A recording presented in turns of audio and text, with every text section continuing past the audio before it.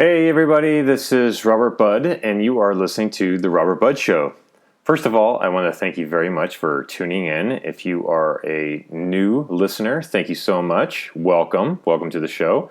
And if you are a return listener, thank you so much for coming back and in for another round of interviews with Robert Budd. So today we have Lance Winsaft on the show. And Lance and I go back a few years, but the funny but not so funny thing is, I'd say with a lot of relationships is I didn't really know Lance that well. And doing this interview, we got to know each other at a very deep or much deeper level, which is great. And that's one of the reasons why I do these interviews, to find more about people that are in my life. And so I did. So Lance was a philosophy major in college, which in itself is very interesting to me.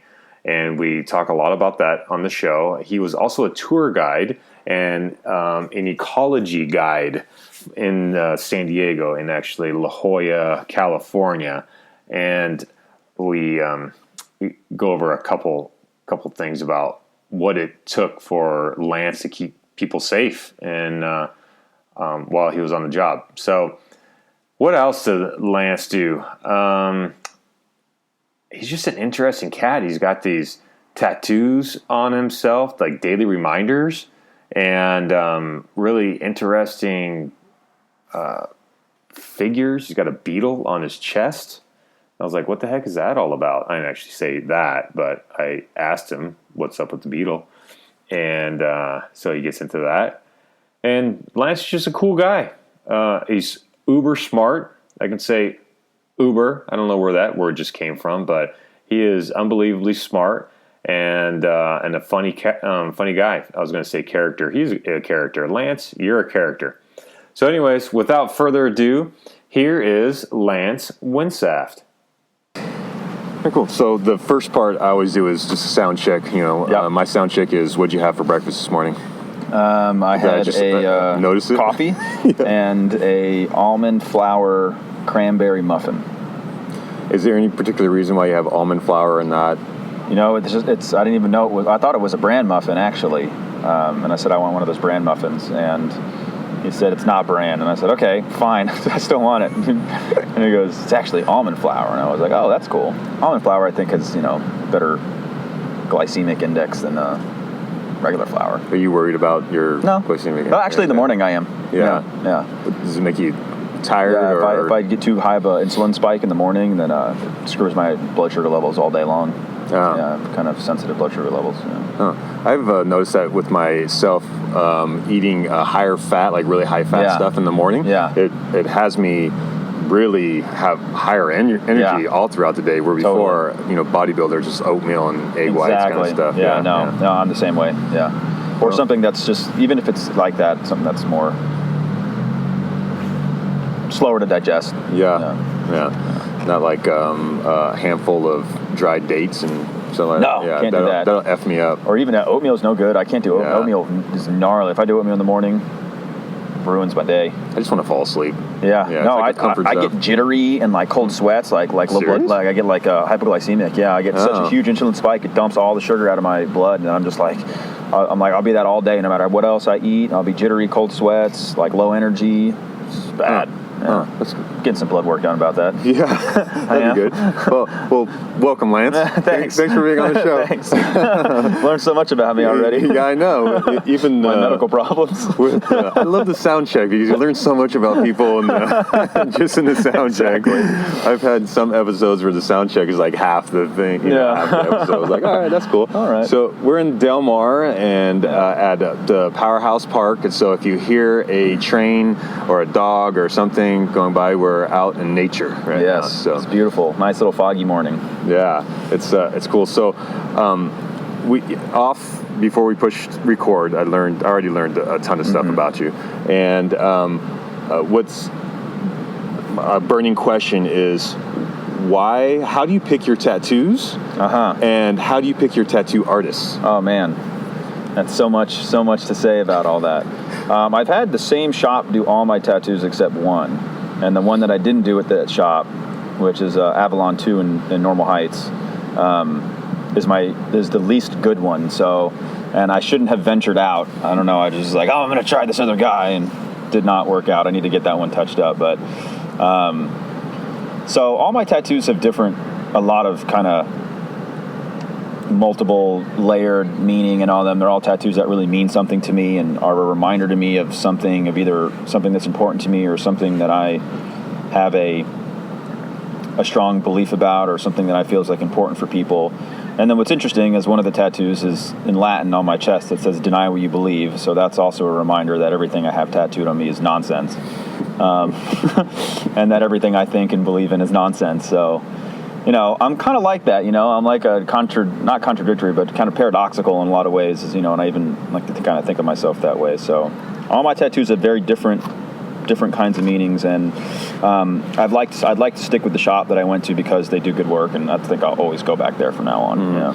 Tell me about the last one you did on your chest. The scarab beetle. So the Egyptian scarab beetle is one of the most holy symbols from ancient Egypt, and it's inherently a symbol of the sun, which is a sign of rebirth in ancient Egypt. As the sun rises and dies each day, and the sun was really pharaohs were all the gods of the sun. They're all sun gods. But the scarab beetle is a really interesting symbolism. It not only represents rebirth and regeneration, but there's different parts of the scarab beetle's body. There's the head, and then there's the two parts of the body. And the head of the scarab beetle actually has 7 parts to it, which represents the human head, the human face. So there's the 7 holes. There's your 2 eyes, your 2 ears, your 2 nostrils, and your mouth. So there's the 7 openings. And so the head of the scarab beetle represents the openings of the human face, which is representative of your senses and your emotions. And then the 2 body parts of the scarab beetle represent the left and right hemisphere of the brain. And the left and right hemisphere of the brain, are corresponded inversely with the right and left side of the body. But in Egyptian culture, the left and right hemisphere of the brain were symbolic of the masculine and the feminine energies, and they call it the sacred masculine and the sacred feminine. And Egyptian culture was very much about balancing the left and the right side of the brain, balancing the feminine, balancing the masculine. So one of the things that was important for me about that tattoo is I've been very balanced, like left side masculine for many, many, many years, like rooted in logic and rooted in reality and rooted in, that type of thinking, where the sacred feminine energy is more like rooted in magic and rooted in timelessness and rooted in altered states of consciousness, and it's just the opposite, right? And that's been very imbalanced for me for the past several years, so along with my emotions and with my senses. So the scarab beetle represents the balancing of the left, the right, the feminine, the masculine, as well as the senses and the emotions. And so, and I have it purposely placed over my heart chakra, which is also where I feel there's the least balance for me in my heart and being open and being vulnerable. So that's all the pain of getting that tattoo is very purifying in a way. It was just I think it was probably the most painful tattoo that I've gotten. It's just like a very vulnerable spot on your body, Yeah. So yeah, it's about balance and rebirth. Was there anything in particular that, why that tattoo at this point of your life? Yeah, I think it's just a lot of things right now in my life that are changing, relationships and things with my career and things that I'm involved with and interested in. And I'm at a point in my life where I'm no longer okay with imbalance. And it's been a lot of things have been a turning point for me in terms of balance. And so, it was fitting, really fitting. Mm-hmm. Yeah. And what have you noticed after you've gotten that tattoo? Is there anything like that opened up for you with the balancing? How's that? Yeah. How's it all? Well, I'm starting to see like a lot of opportunities pop up around me for things that are more right-brained, more of that feminine energy, which is cool. And I've just got this constant reminder now of kind of exploring that part of myself, Like what? Like opening my heart up. Like, if I'm with somebody and I experience love, I'll be just like, God, I'm just like so have love for you right now. Like actually being open about that kind of stuff. Or if I'm with somebody and I'm nervous, it's like being like, look, I'm nervous right now. I don't know why, but I'm just like really nervous being around you. Whether that might be like a girl or maybe it's just like a friend or but actually being in communication with people about what's going on, like in my heart, like with my emotions. And then, my mom's got all kinds of really cool kind of shamanic type things that she's involved in. And so I'm starting to get my head into some of that stuff a little bit more, like my mom's always told me I was psychic while I was growing up. So I should probably, maybe I'll explore that a little bit. So that's kind of things like that are like popping up, and so it's that stuff wasn't showing up for me before. Now it's starting to show up, and I'm starting to go, okay, well, what do I want to mess with around this? I would imagine that it was showing up before, but you just weren't putting any attention to it. Yeah, kind of thing. probably. Yeah. No, definitely. Yeah, I'd be like, I don't have time for that. I gotta work on this spreadsheet. I don't have time to go meditate right now. And so it's like I'm starting to meditate more again, and really balance myself out. It's like I'm actually doing it now. I'm like, it's actually like I look in the mirror every day, and I have a reminder to like be balanced, dude. Well, before we were talking before we started this, is the influence your mom has had at a very young age, and some of the stuff that she introduced you to. Can you talk more about that? Well, my mom's awesome. My mom's an immigrant. She moved here with my grandfather and she has 2 sisters and a brother, and they moved here from Colombia when they were kids. So my grandfather moved here just as this is part of the answer, but my grandfather moved here like 5 years, I think, before the rest of his family did. He moved to Brooklyn and got a job as a watchmaker, and making almost nothing for 5 years, living in an apartment with no furniture, and slowly buying furniture and sending most of his money back home so he could move his 3 kids and his wife from Colombia. And I think that's just so cool. All his kids ended up going to college. My uncle has a PhD in mathematics and was a government contractor, and my mom's got a master's degree, and it's just like everybody's got degrees and everybody's successful, and so I'm lucky that I was able to be raised the way that I was with my mom in a very spiritual family. So my grandfather's also, we're a very spiritual family. My grandparents are actually Rosicrucian Catholics. So it's very, very old school sort of. I don't know what that is. I don't think I've ever heard that. Yeah. It's I don't know too much about Rosicrucian Catholicism either, but it's a very strict, sex is only for procreating, and strict values and morals, and that kind of thing. That's probably the extent that I know about it. Anybody who's listening knows anything about that, it's probably like, this guy doesn't know what he's talking about. I'm definitely going to look that up and put a link on the show notes. Just so people can have some backstory about that. Yeah, but yeah. So for I've been lucky to grow up in a spiritual family. My grandfather actually has a spiritual school in South Florida where he teaches Kabbalah, and people mostly think of Kabbalah as a Jewish religion. Kabbalah is actually a philosophy. It's not a religion. And it can be centered around different prophets or different deities. So Kabbalah is most typically surrounded, what everybody's exposure to it is around Moses, and so it's Jewish. But you can actually replace Moses with any prophet. And so Catholic Kabbalah, which is what my grandfather teaches, is all around Jesus and Jesus' teachings. Again, that's just like, that kind of spirituality in my family, and philosophy in my family. And I wasn't raised religious. I was raised more, I think, spiritual, I guess you could say. My mom used to have me and my brother listen to Abraham Hicks tapes, Law of Attraction when we were in middle school, like 10, 11 years old. And so getting that, and even before that, my grandpa would teach me about Kabbalah and philosophy and, the nature of the universe and all that sort of stuff. And my grandfather's got all these philosophy books in the library at his house. And I remember being a kid and just reading Socrates or Socrates, as my grandfather called him, and Plato, and at the same time reading books about, palm reading and, all that sort of stuff. So, but it's cool. My mom always had it really open for us. And we got to be exposed to a lot of different things. Yeah. Do you have a favorite philosopher or like a era of? Kinda.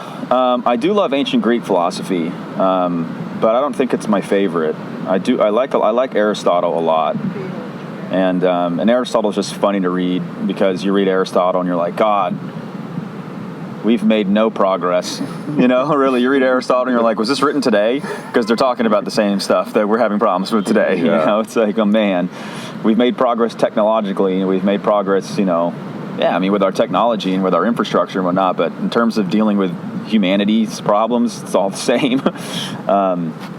So I like that, but I think I really like most the existential philosophers like Kant and Schopenhauer and Nietzsche and Sartre and those guys. Yeah.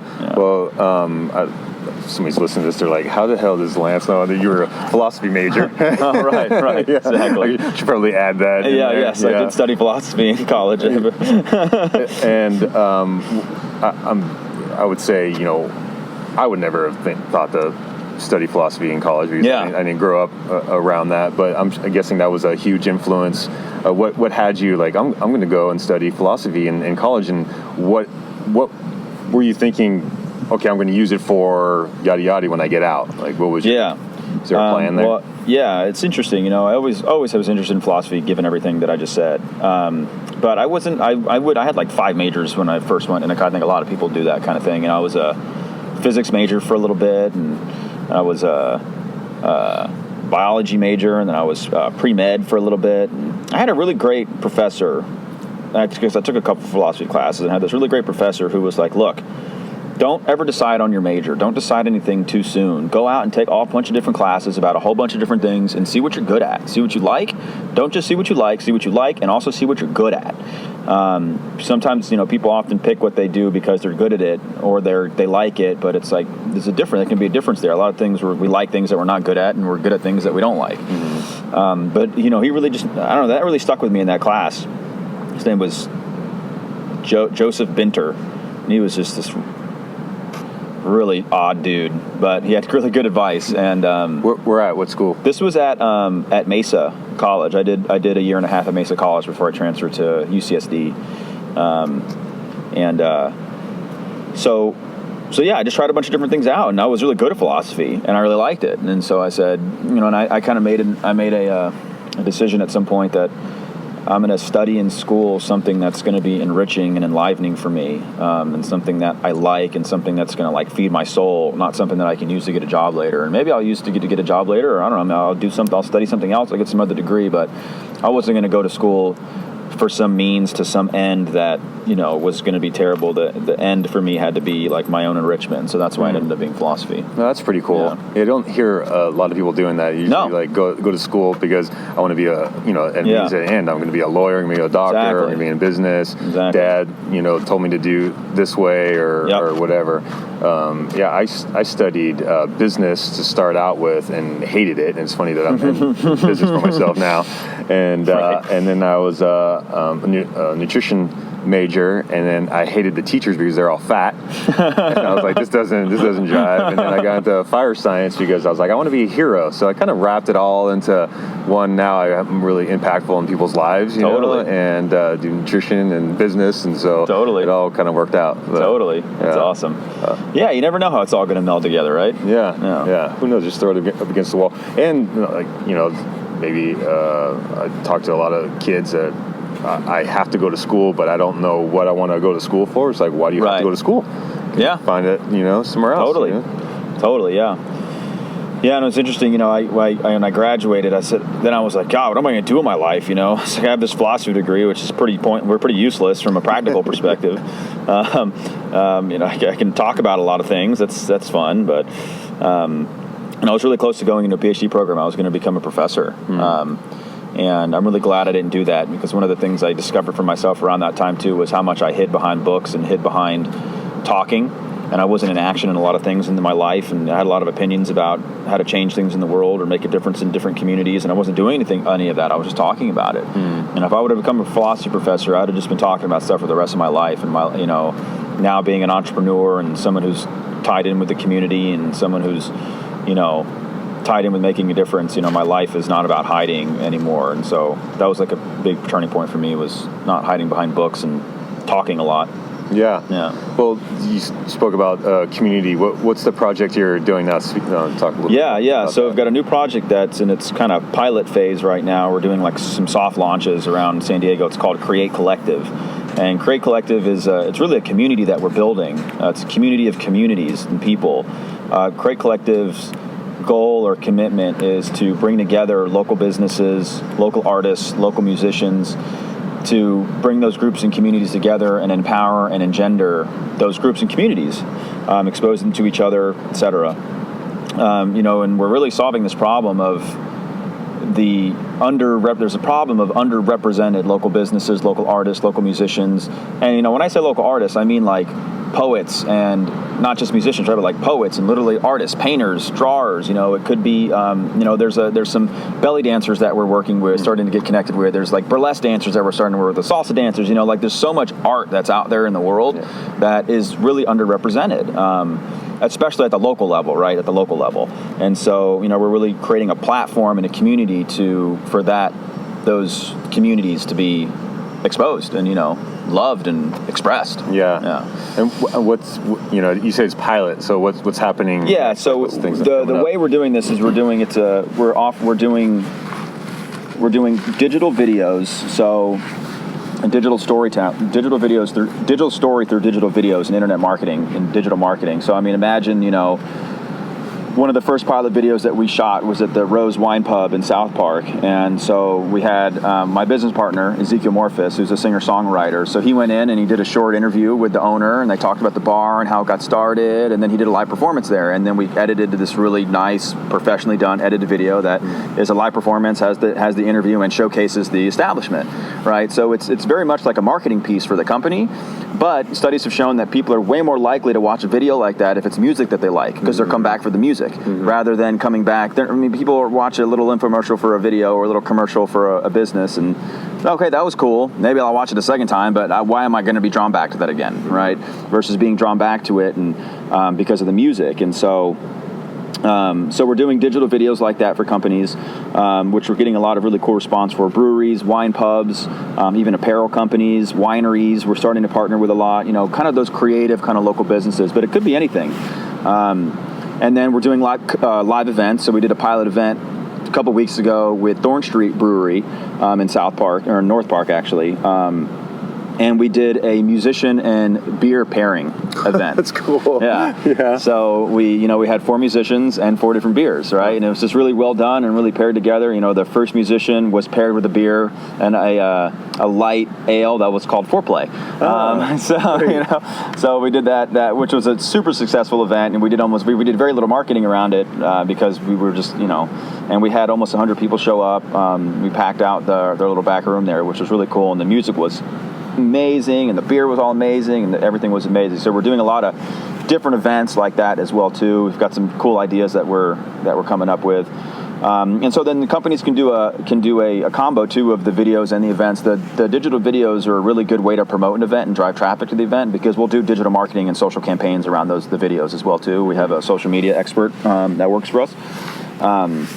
And then we're starting to put together retreats as well too, like weekend retreats or even week-long retreats, where we'll have all kinds of different artists and curated talks and dinners and all kinds of really cool things that people can come experience. Come take a belly dancing class, come take a painting class, do a yoga class, have a great dinner, have a great community dinner together, see some great talks about business and arts in the business and that kind of thing. So I'm really excited about the retreats. Yeah, we're going to do the first one at a winery.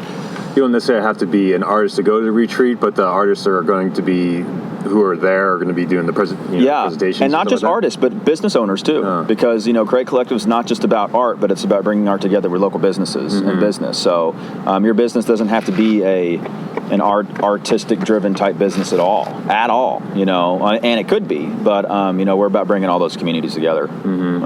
I've been following Ezekiel on Instagram, and so he's in a band, right? Or is it his own? He's a singer-songwriter, yeah. So he plays with bands. He has band members that play with him, other musicians that play with him. But yeah, it's kind of his show. Yeah, he's cool. He's an interesting guy. Just as much as I stalk him on Instagram. That's it. Do you play? You play anything? I do. I play the guitar. Yeah.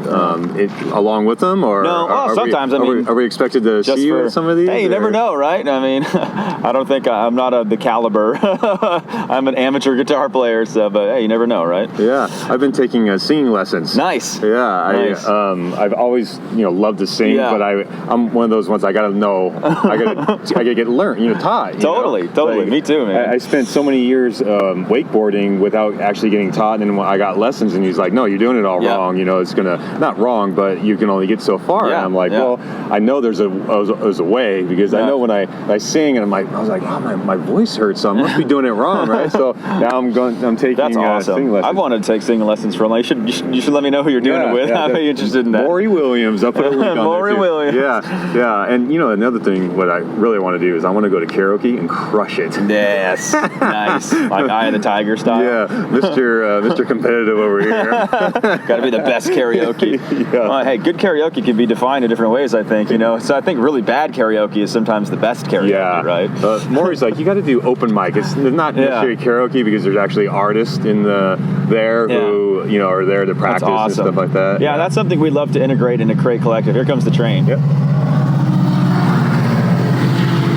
That's just like giving me a good idea to integrate something like that into Create Collective, doing some open mics and, musical lessons. We would definitely have like musical lessons and singing lessons at the retreats and that kind of thing. And I think, again, solving that problem of like underrepresented, like art's being lost in this country more and more. And even now, so many things are getting cut in these new budgets that are coming out of this new administration, and music and the arts is one of them, and that's not just this administration. That's been happening for decades now, and I think that's really sad, and so that's part of what we want to kind of overcome with this project. Inside of schools, are you like going to tap into schools? We hadn't thought about that, but now that you say it, I think that's a whole nother kind of avenue to go after, which is really cool, and talk about bringing communities and engendering that with like youth and young people. It's brilliant. I know that's a consistent battle is keeping arts in schools. Who's going to pay for the teacher and all that kind of stuff. That's brilliant. Yeah, I could see doing some cool retreats or field trips and stuff with schools. I mean, that'd be really cool. Yeah. Couldn't give them wine, but well, depends if you're not in the United States. That's true, right? It's true. Have to have like we do like a musician and soda pairing or something. soda pairing. Kool-Aid pairing. Flavored water. That's what the kids would be like, what the hell is this? What I always like to find out from people, like, what's their influences and like books they read, or do you listen to podcasts, or what gives you passion and drive and keeps you inspired to do what you do? Yeah, that's interesting. I don't read as much as I used to. I used to read so much, so much, and I don't read as much as I used to. Typically, what I'll do is I get interested in something, and then I go read a lot about that thing, right? So, I have another project that I'm working on right now too. That's a mobile app that I'm starting to build, and putting a startup tech company around a mobile app. And I don't know anything about any of that. I don't know anything about starting a technology company. I'm not a developer, and I don't know anything about building mobile apps. I'm not an engineer or developer or anything like that. So I'm reading a lot about, what that takes and what that looks like, and, raising money and building a prototype and all the, the marketing and everything that goes behind that, which I know a little bit more about because I'm more educated in marketing. But that tends to be, I get an idea and I get juiced up about something, and then I'll go read and research a whole lot about that, whether it's articles online or it's books or audiobooks. I do like listening to audiobooks better than reading. Mm-hmm. I've been labeled an information whore, so I like to be able to like listen to the audio on × 4 speed, so it just like downloads into my brain, It's like, as you're falling asleep. Exactly, because I can't read that fast, Yeah. I mean, I can read pretty fast, but but I'd rather have it kind of download into there, and so I think that's But in terms of like getting my inspiration or whatnot, I think I like looking out into the world and going like, where are their problems, and how can those problems be solved, and then just getting juiced in or connected with something like that. I have my own aspirations for what I want to accomplish with my life. I'm going to be financially free by the time I'm 40, so I got 9 years to go with that, and I don't know, I think that's probably pretty much it. Yeah. Is it looking out to see what's problems with others or problems with like yourself, where you want to scratch your own itch? It's kind of both. Yeah, it's kind of both.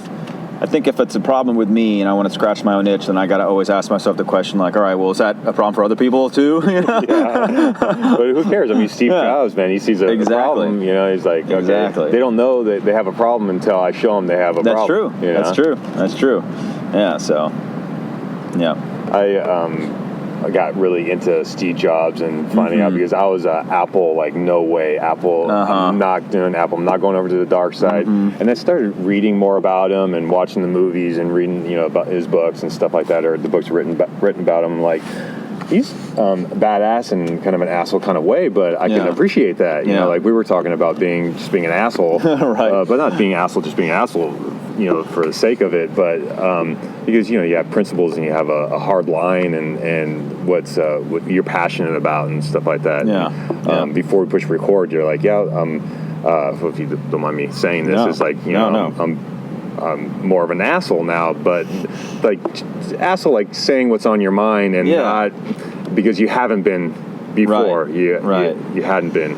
Yeah, well, I'm also not happy with being an asshole, but I'm also trying something out other than pretending like I like what you're saying to me or pretending like I agree with you or something like that. Like I was saying, I have a lot of opinions. I've always characterized myself as one of the most open. I'm an open, opinionated person, I've said like, I'm an open skeptic, right? Or there's a distinction between being a skeptic and a cynic, right? Like a cynic has made their mind up and doesn't believe in anything anymore, and has given up on everything, right? Or isn't open at all to any other point of view. Whereas a skeptic is skeptical, right? It's like, well, I don't know about that, but show me some evidence, I'll take a look, right? And a skeptic always has an open. It's healthy to be skeptical, again, I consider myself an opinionated person. I'm educated, and I do study things, and I feel like I can form intelligent opinions. And if I have an opinion about something, I'm going to stand by it. And you show me evidence of the contrary, and I'll change my mind in a heartbeat, right? I mean, I'm not ignorant, but I'm going to also stand by what I think. And again, I have deny what you believe tattooed across my chest. So at the end of the day, I know that I don't know nothing. So that's really great. What you're saying is, what I'm hearing out of it is that not to be like, for myself, I was just a yes guy, and not really saying what was there for me, and then regretting and resenting and all that kind of stuff. And I think there's, that goes around a lot. I know there's a lot of people that are miserable because they've gotten themselves into something that they said yes to, or they didn't just say what was on their mind. They say what was there for me. I'd rather somebody tell me no than them, resenting me later on. But I like that you're not happy being an asshole, and I just want to make stuff clear for those out there. Like, we're not just sitting here like a couple of assholes, but we're just not not okay with how we turned out, and well, it's kind of like, I think I'm experimenting with not being like that yes man, right? Not being someone who's just happy with, or is this going to agree with you, or is just going to pretend like I agree with you, or pretend like I'm on board with something. And so I'm experimenting with not being that guy. And for some reason, what's showing up is I'm just a little bit more of an asshole. But I don't think that's the right answer either. But in this sort of experimenting and experimenting with being is always interesting, right? Because it's non-physical, and so experimenting with being. So I don't want to be I don't want to be that guy that's pretending like I'm on board with what you're talking about, or pretending like I like you. Or not even pretending like I like you, but pretending, just pretending, be that guy that's pretending. But I don't want to be that guy that's abrasive and is like a jerk at the same time, too. So, but again, I'm kind of experimenting, right? And see if we can find something there that's new. Yeah. How do you set up your day? How does your first couple hours of your day look like? I typically give myself an hour in the morning just literally to wake up. I'll just not a morning person, so I'm your characteristic night owl. So I'll be up till 4 a.m. sometimes working. And I like being up late. Everything's quiet. Everybody else is asleep. Nothing to bother me. Like the world is asleep at night. And it's really interesting to be awake when the world's asleep. I think a lot of people who wake up early have that same sort of experience. Like the world's not up yet, and you're kind of the first ones up. But for me, it's at night, and I've always just had more energy at night. So I'm not a morning person at all. I'm typically asleep by 1 or 2 in the morning. That's like my normal night. Sometimes midnight is like going to bed early for me. And so I don't like waking up in the morning. I never have. And so I get my schedule to my calendar about an hour to to just wake up, literally, like to get out of bed, It's like literally an hour, because I don't like to get up abruptly. That's just like the worst thing in the world. So it's got to be like this smooth transition. I'd rather my alarm go off earlier and then I lay in bed and maybe read some news or go on social media, slowly kind of come back to the world, and then it's a pretty quick, kind of shower, get ready, get to the office, and get rolling. Yeah, isn't it typical? We were talking about what you eat. You don't necessarily eat anything, or like high fat stuff, or I usually eat at the office, and I see a lot of pictures of you with coffee. Coffee is. I have to take coffee breaks every now and then. I have to go on a coffee hiatus for like every couple months. So I think it builds up in my system, and I become like a crackhead. And then I'll be like, why am I so antsy today? And it's like, I think it's time. I haven't even had any coffee, and I'm like freaking out, man. So I think that's when I know I need to go on like a coffee fast. Yeah. But yeah, no, coffee, and usually for breakfast, I don't do heavy breakfast. I like doing yogurt, and then maybe some complex carbs like a Cliff Bar or something like that. Nothing too heavy in the morning. I'm not a heavy breakfast guy. Yeah. I usually do a heavy lunch though. How do you eat differently now that you're working out more? I eat a lot more. Yeah. And a lot more often. My metabolism is so high. Whenever I work out consistently, my appetite just shoots through the roof, and I just have to eat all the time and so often. And I don't worry about eating as clean right now because I'm, trying to gain a little bit of weight, but I try not to eat too much crap, but definitely don't worry about carbs or anything like that. I'm just trying to get enough calories in. Yeah. Did you grow up as an athlete? Did you do anything? Yeah, kind of, yeah. I mean, I played football when I was in high school. I was like the smallest kid on the team, but I was strong. So, I mean, man, I was one of the smallest kids on the team, and I played strong safety and linebacker. That's not. I know, right? That's not what you would normally think, right? But I remember, I'd start to lay hits down on kids, and the coaches were like, "Man, little guy's got some strength on him." So, and I did a lot of martial arts growing up. I have 2 black belts, one in karate and one in a martial art called Bujinkan, which is a traditional Japanese martial art. It was used in the battlefields in feudal Japan.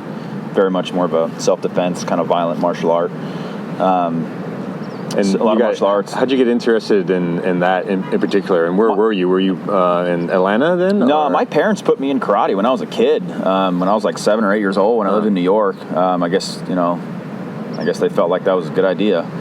And then I trained in karate, and I trained in karate till I was probably 17 or 18. And I competed when I was young, when I was like a preteen, 12, 13, 14. I competed when I lived in Florida at that time. I was actually Double Crown state champion 2 years in a row in forms and sparring as a kid, which was cool. How do you think that helped later on with the football and strength? Yeah, I think good. I'm just always very athletic, I think that just a lot of flexibility and strength and, discipline to a certain degree. I think I never even thought about that, but I think I can attest a lot of that, my athleticism to that as a kid. Which is cool. How, I don't know, I would say when I started taking martial arts, it really humbled me. I know I'd be a different person if I didn't take martial arts. I waited until I was like 19 and I already had a major chip on my shoulder. I was a big kid and stuff like that, and I had something to prove. Do you see that as something that you had to overcome, or would have been different, or how was it, your teens and teen years? Well, that's interesting. Taking martial arts, you can definitely defend yourself. And that's interesting. I never had any of that until I started to get a little bit older, like as a teen, and I think no matter what, as a teen, as a teen, I moved schools when I was a teen. So I moved around a lot after my parents got divorced, and life was good until I moved schools and was the new kid in middle school, and that wasn't life. That was like a rude awakening as a kid, I think a lot of people can kind of. I don't know, the words escape my brain, but relate to that, yeah. And so I think that's when I got a chip on my shoulder, and I actually started training in a different martial art at that time too, which was the Bujinkan martial art, and which was a very violent martial art, and I got in lots of fights in high school, a lot. I was fighting all the time, I think I did have something to prove for myself, or just not for myself. It was like to others. It was like, don't mess with me, I became that kid that didn't have to fit in. I was gonna show you how much better I was than you, and if you didn't like it, then I was too bad. You're gonna learn anyway. I didn't need anybody. So that was interesting. I think martial arts was humbling for me to a certain degree, but at the same time, I was also a teenager a teenaged boy who was mad at everybody. Yeah.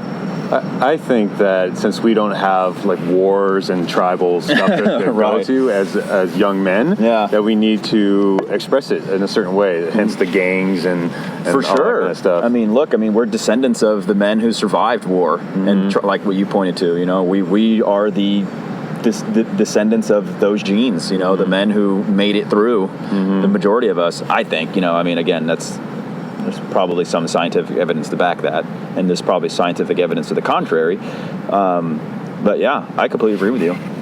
Yeah, and I think human beings are just violent animals to begin with. Yeah. And when you've got testosterone coursing through your body, it doesn't help. Yeah, definitely. Yeah, and then trying to understand the hormonal aspect of it is just like doesn't work out. Exactly. And you still meditate? I do meditate, not as much as I used to, and I'm starting to get back into meditating more, practicing Vipassana meditation twice a day. I used to meditate an hour in the morning and an hour in the evening, and I just kind of drifted away from that a little bit, but I started to integrate some of that more back in. That's a bit much, I think, for my schedule right now. I'm just not ready to commit back to that much meditating, but I am meditating at least once a day for 20, 30 minutes now. It's very grounding, very good.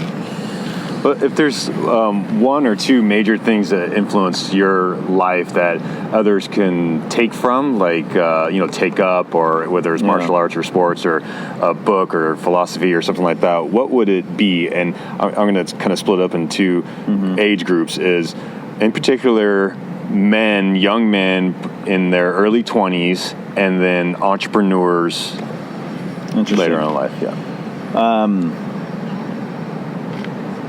Is that a lot? Is that a loaded question? Is that a loaded question? A little bit. No, it's a great question. So wait, you're not like, say the question again?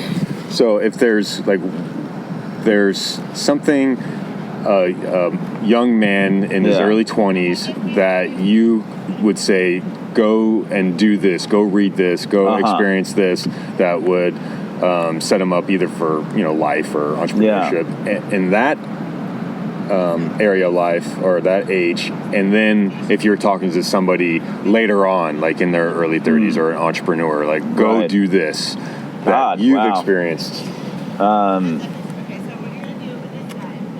Wow, that's a tough one. It seems like there's like so not. I would say, to someone in their early 20s, I would say go explore as much philosophy, personal growth, transformational education as spiritual education as you possibly can. I would say expose yourself to as much as you possibly can. Get exposed. Don't just latch onto something. Go read Aristotle. Go read, some other philosopher. Go study Buddhism. Go study Hinduism. Read the Bible. Go, do as many different things as you can find, and come to something for yourself. Or be out to discover something for yourself, and all that. That's what I would say, and see what happens. And I'd say that, and for someone, then say a decade later, if you have at that time figured out what that is you want to pursue, hire a coach in whatever that thing is, or coaches in whatever those things are. Get someone that knows what the hell they're talking about to teach you and mentor you and coach you, and stop trying to do it on your own. And that's it. Ain't nobody got time for that. What would your 80-year-old self be telling you to do? God, I don't know. My 80-year-old self, who knows what that self's going to be like. My 80-year-old self would probably say, that's a good question, man. My 80-year-old self would probably say to me, don't be such a pussy. Sorry if that offended anybody. Sorry, but not. Sorry, I'm not sorry. Yeah, don't be such a wimp. Go for it. Yeah. Don't be so hesitant about certain things. Stand for something. Stop dilly-dallying with certain things and waiting and get after it. I like it. Yeah. That's really great. What do you want to leave people with? If there's... God, if you want to, feel free to reach out to me. I'm sure, Robert, you'll put some links or whatever to my contact information or social media or whatever, I'm really interested in building communities right now and connecting with people. So, if there's anything that struck you in all this that you want to learn more about or just connect on, reach out to me. I'd love to meet new people and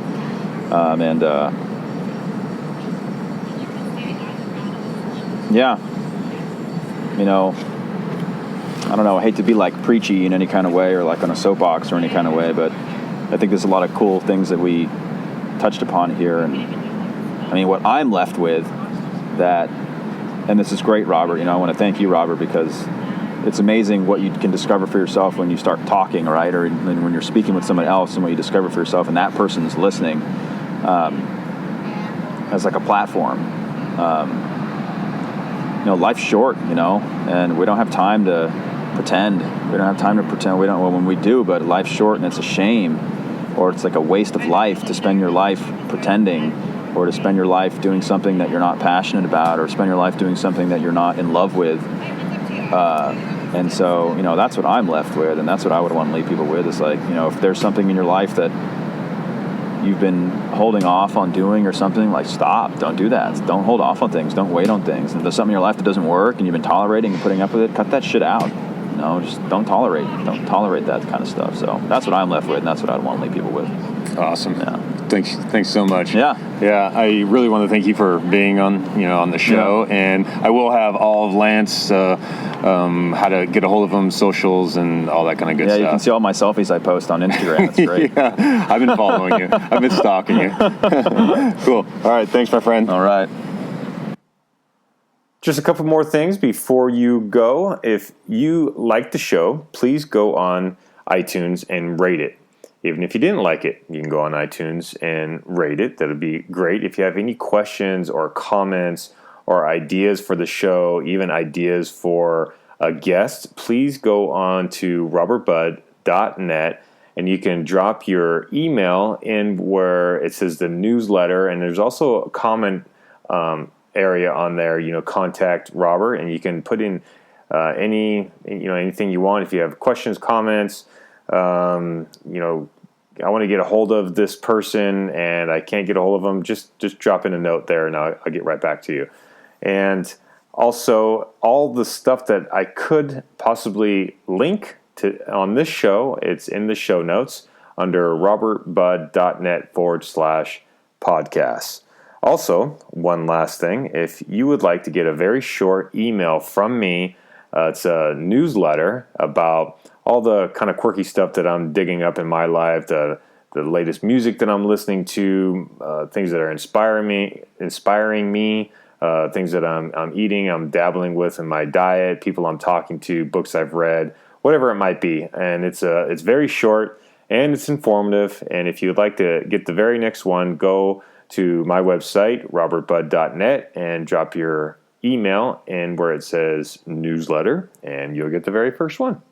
Not the very first one, the very next one. The very first one after you drop your email in there. You can do that.